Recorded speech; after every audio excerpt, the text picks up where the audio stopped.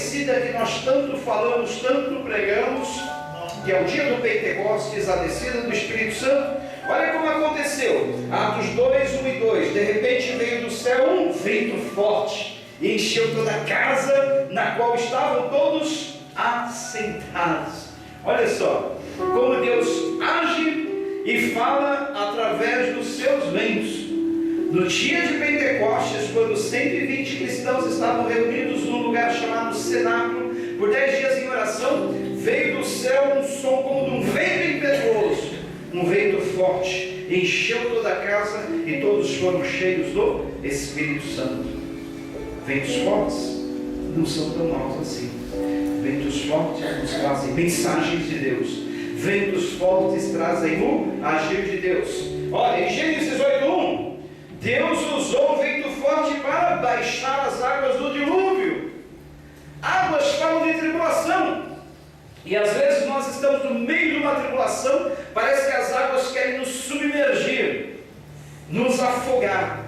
E aí vem o vento e a gente fala: mas além das águas, vem também vento sobre a nossa vida? Não. Os ventos vêm para baixar as águas. Os ventos vêm para trazer a calmaria e fazer colocar as coisas no seu devido lugar.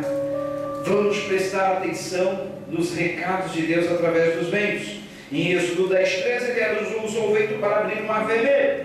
Em Números 11:31, Deus usa vento, sabe para quê? Trazer alimento para o povo no meio do arraial.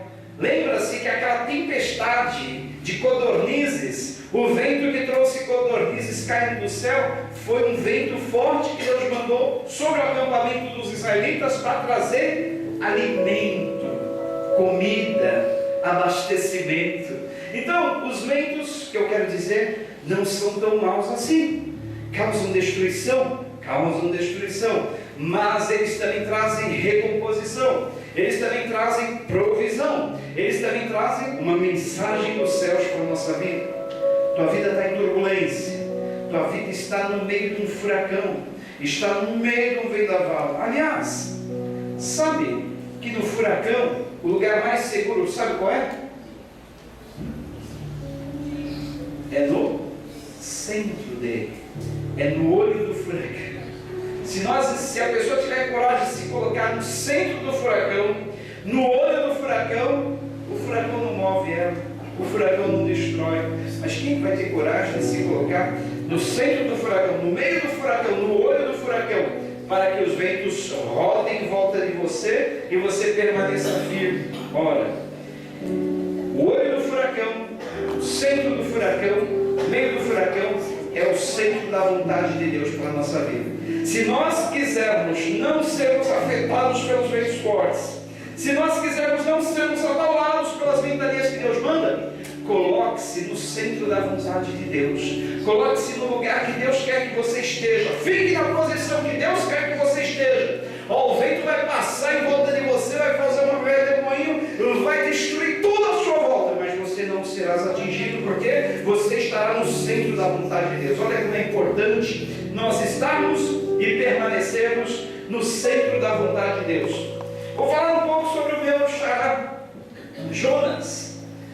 Diz Jonas 1:4 que para conduzir Jonas ao centro da vontade de Deus, ele soprou um forte vento sobre o mar, caiu uma tempestade tão violenta que o barco ameaçava se arrebentar. Vocês conhecem a história de Jonas? Deus manda ele ir para a grande cidade de Nínive, apregoar aquela cidade, que ela seria destruída, e ele vai para um lugar mais afastado, o lugar mais afastado do globo, do planeta, até então conhecido. Ele vai para Tarsis, que ficava na região onde hoje é Espanha. Então, era o lugar mais distante do planeta, do mundo até então conhecido. Eles não conheciam ainda a América, porque se conhecesse a América, Jonas ia vir aqui para a América. Se eles aí já tivessem descoberto o Brasil, eu tenho certeza que Jonas ia querer vir para o Brasil. Ele ia querer se esconder no meio da floresta amazônica, no lugar onde ninguém poderia achar ele. Que pretensão pensar que Deus não encontraria ele no lugar mais escondido que ele estivesse. Porque o Salmo 139 diz: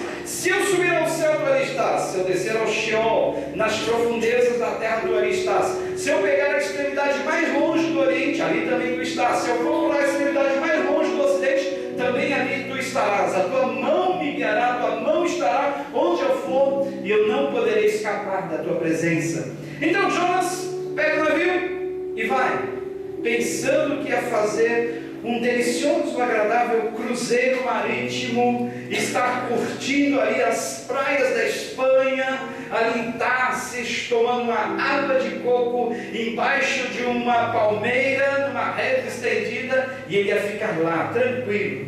Mas não. Quando ele está no meio do mar, dentro do navio, Deus envia um forte vento que soprou sobre o mar, caiu uma tempestade violenta, e o barco estava quase que a sossobrar, quase que a afundar, destruído pelas fortes ondas trazidas pelo vento. Até que então descobre que Jonas era o causador daquele forte vento. Era por causa de Jonas que veio aquela turbulência. Era por causa de Jonas que o navio estava afundando. E quantas vezes eu já ouvi essa frase na minha vida? Basta alguma coisa acontecer em algum lugar que eu estou, é por causa de você, Jonas. Você está aqui, está acontecendo isso, olha. Ou seja, eles dizem que Jonas traz azar. Mas não, eu digo que a bênção de Deus está sobre a vida, porque nem sempre os ventos, como eu falei, trazem coisas ruins. Os ventos trazem coisas boas também. E aquilo que o vento veio trazer sobre o navio não foi tão mal. Não foi, por quê? Apesar de eles serem quase destruídos, o vento era para trazer Jonas de volta para a vontade de Deus. Ele não estava na vontade de Deus. Então Deus falou, olha, Deus quando Ele quer agir, Ele faz só assim, ó.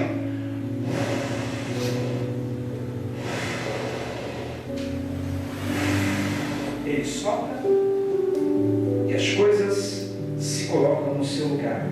O que estava torto é endireitado. O que ele destrói através dos ventos, mas reconstrói também através dos ventos. Jonas estava errado, queria fugir da presença de Deus. Deus manda o vento, e o vento traz Jonas de volta para a vontade de Deus.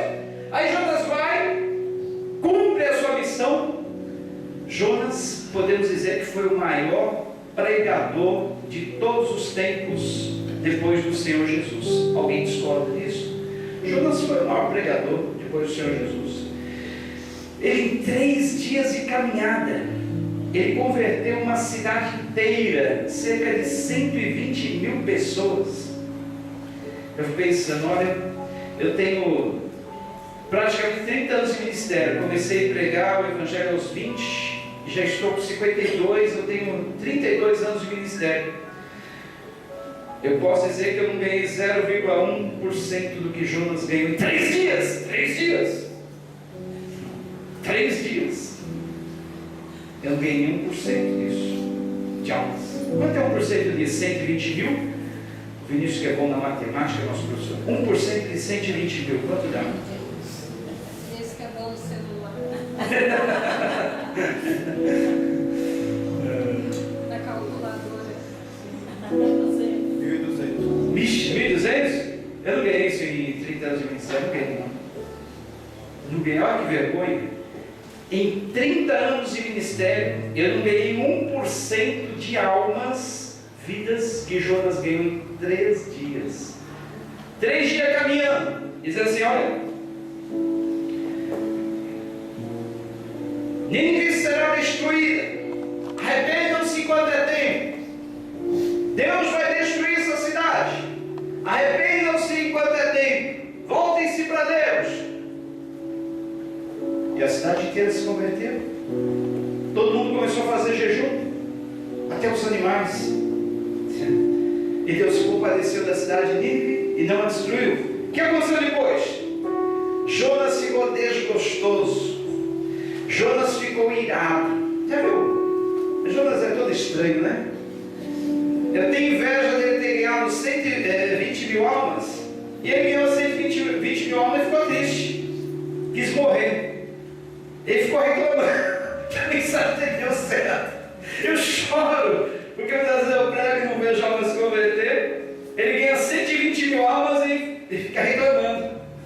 Oh, bicho. Difícil de entender. O ser humano. Ele ficou reclamando. E ele foi para baixo de uma bomboneira e pediu para si a morte. Ó Senhor, me mata, viu? Eu sabia que tu ia fazer isso. Eu sabia que tu ia se arrepender de destruir a cidade de Nínive. E tu se arrependeu, né? Tá bom. Jonas queria ver o circo pegar fogo. Ele queria ver a cidade ser destruída. Ele queria que Deus descesse fogo dos céus e queimasse toda a cidade. E era isso que ele queria. Depois de ele pregar, ele sentou-se num lugar que ele avistava a cidade toda. E ele estava lá de camarote. E aí, quando é que Deus vai destruir essa cidade? Sabe por quê? Nínive era a capital da Assíria. E os assírios eram os maiores inimigos de Israel.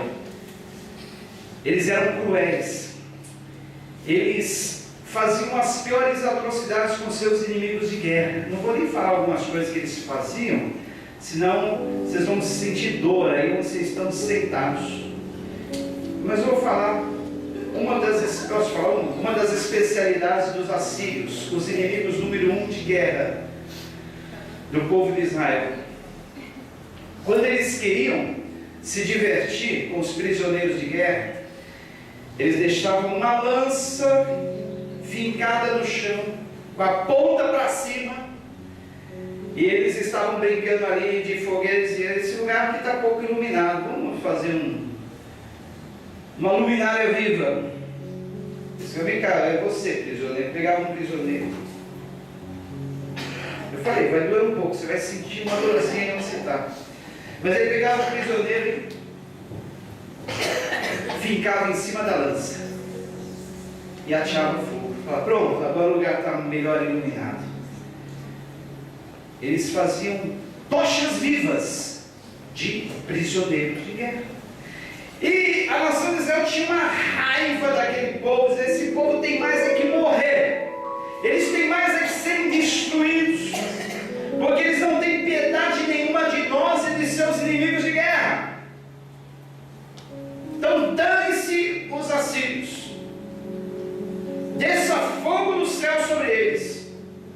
Só que Deus queria que eles se arrependessem, porque Deus é misericordioso, piedoso, longânimo para com todos. Ele não quer que ninguém se perca. Ah, se Deus ouvisse todas as nossas orações e atendesse todos os desejos do nosso coração, quantas cidades Ele já teria destruído. Cá entre nós, quem aqui nunca sentiu um desejo que uma grande bomba explodisse bem no meio de Brasília, quando estivesse todos aqueles políticos reunidos? Coração do homem é mau, hein? Coração do homem é mau, gente.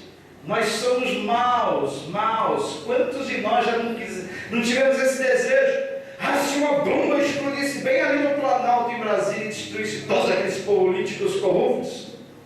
Vocês já tiveram esse? Fala a verdade. Ah, será que sou eu que já tive esse desejo? Eu estou confessando meus pecados. Confesso é isso. Para eu sentir mais gente. Tiveram já esse desejo? Já? Obrigado, Tainá. Me sinto gente agora. Eu não sou tão mal assim. A gente é mal como Jonas. Somos mal sim como Jonas. Era isso que Jonas queria. Era como se ele tivesse sentado lá querendo que Brasília fosse destruída. O mesmo desejo do nosso coração. Mas Deus não é assim. Ele é longânimo, piedoso, misericordioso. Ele quer que todos se arrependam. Agora pense bem. Muitas vezes a gente quer que Deus exerça juízo, destruição sobre os homens maus. Quando nós desejamos isso, nós estamos nos esquecendo que nós também somos merecedores do juízo de Deus sobre a nossa vida. Porque eu não tenho nada de melhor do que aqueles políticos corruptos de Brasília. Você também não tem. Nós não temos nada melhor do que os assírios. Nós somos gente ruim igual eles. Não há nada de bom no nosso coração. Sabe, a única virtude que nós temos em nós é a presença do Espírito Santo, que a cada dia vai transformando o nosso coração, vai nos modelando, que a cada dia vai tirando coisas ruins e vai colocando coisas boas, que a cada dia vai nos transformando de glória em glória. O Espírito Santo, lapidador da nossa vida. Se não fosse o Espírito Santo, olha, podemos dizer que somos iguaizinhos a toda a humanidade. Mas eu e você temos essa joia rara em nós, que cada dia nos convence do pecado, do juízo, da justiça divina, e cada dia fala, sussurra, brada no nosso coração, dizendo: você tem que mudar, você tem que tirar esse ódio do coração, você tem que tirar esse egoísmo, você tem que tirar essa maldade, você tem que se transformar. E aí nós vamos nos transformando. Nós vemos a maldade que há no nosso coração, e aí vamos sendo transformados de glória em glória. Essa é a nossa única diferença para as pessoas do mundo. Mas eu e você somos iguaizinhos a qualquer assassino, a qualquer estuprador que a gente tem ódio, ojeriza, a gente odeia, a gente detesta. Mas como o ser humano tem coragem de fazer uma maldade dessa?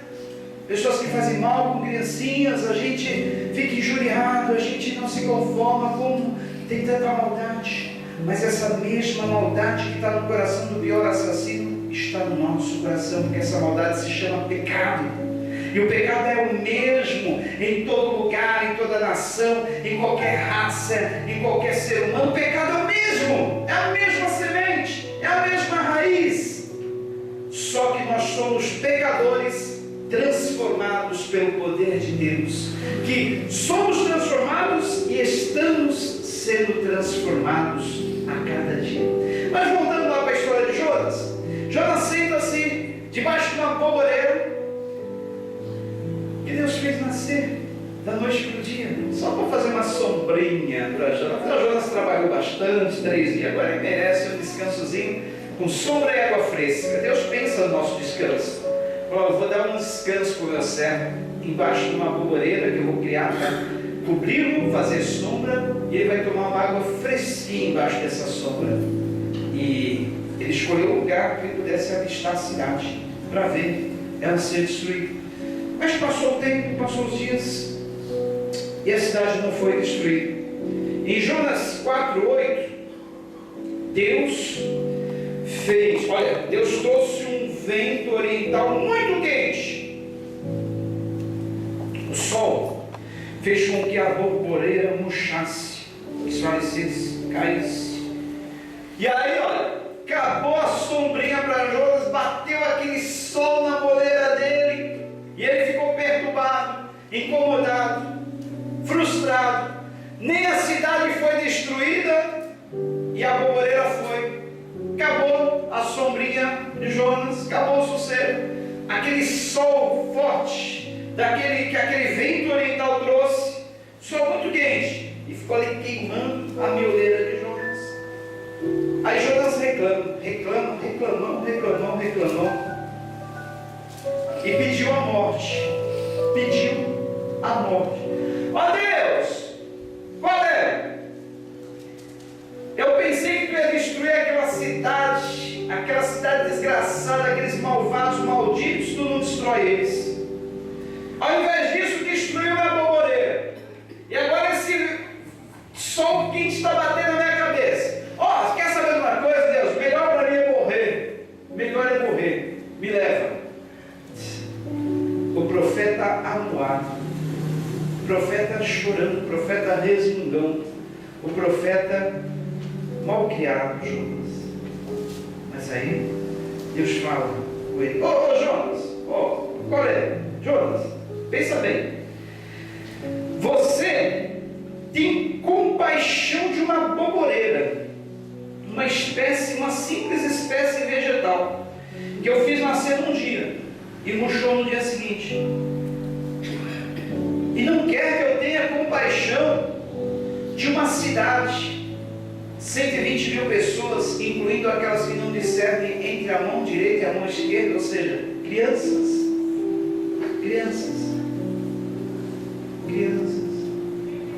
120 mil pessoas, metade da população do Guarujá.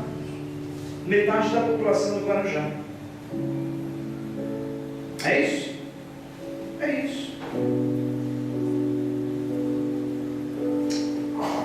Aí Jonas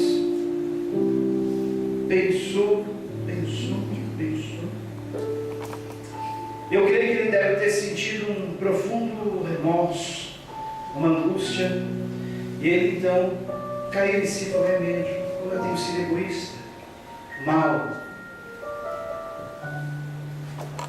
quanto pecado no meu coração. Não sou melhor do que toda aquela gente que estava destinada, prestes a morrer, e se converteram através da mensagem de Deus. Olha, essa mudança do coração de Jonas foi trazida através de um vento forte, oriental, que trouxe um sol quente muito forte. E é isso que Deus quer que na tua vida, na minha vida, na nossa vida aconteça através dos ventos que Ele permite vir sobre a nossa vida. Ele quer uma mudança de coração, Ele quer uma mudança de atitude, Ele quer uma mudança de pensamento, Ele quer botar as coisas no lugar de novo. Lembre-se, os ventos de Deus não são tão maus, aliás, são bons. Coloca as coisas no lugar, ajeita as coisas, traz mensagem, recompõe as coisas. A família de Jó, a destruição de Jó começou através de um vento, mas tudo se arrumou através de um vento também.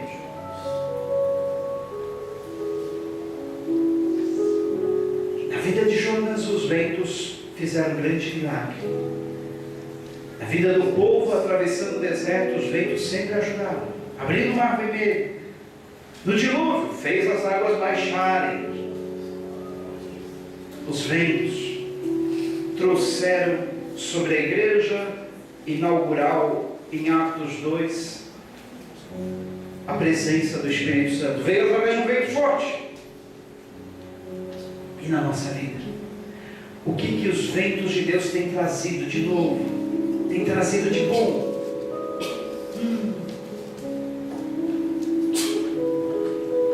Lá na Flórida, onde o furacão Irma passou, só se viu os comerciantes lojistas colocando tapumes de madeira de frente das vidraças, aproveito não arrebentar tudo, né?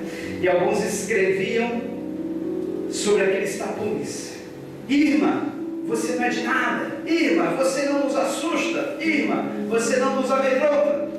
Só que todos fecharam lá as vidraças e foram embora, né? Mas colocando frases como essa: não podemos resistir aos ventos de Deus. Temos que reconhecer o poder de Deus nos ventos. Temos que reconhecer a força que os ventos de Deus têm. É o poder de Deus. Mas acima dos ventos está o Senhor dos ventos. Lá no capítulo 4 do Evangelho segundo escreveu Marcos, quando os discípulos estavam ali no meio daquela tempestade, no meio do mar, com fortes ventos, e Jesus aparece, que os discípulos amedrontados disseram: quem é este que até o vento e o mar lhe obedecem? Quem é este que até o vento e o mar lhe obedecem? Quem é este? Acima dos ventos fortes, que tem muita força destruidora, que tem muito poder, está o poder do Senhor dos ventos e dos mares. Está o poder do Senhor, Criador dos céus e da terra. Está o poder do Senhor, Criador de toda a natureza. Quem é este que até o vento e o mar lhe obedecem? Quem é este que até o vento e o mar lhe obedecem? Você sabe quem é este na tua vida? Você já o conheceu através dos ventos fortes que sopraram e tem soprado sobre a tua vida constantemente? Curve a tua cabeça comigo. Vamos orar a Ele. Vamos agradecer, apesar de todos os ventos fortes, tempestades, furacões que vez por outra nós experimentamos. Esses ventos fortes, furacões, tempestades, eles nos trazem para mais perto de Deus. Eles nos levam para o céu. Ele tira coisas que estão em nós, coloca coisas no seu lugar. Os ventos de Deus, quando vêm, trazer uma mensagem divina. Coloca-nos no centro da sua vontade. E se não quisermos ser afetados por esses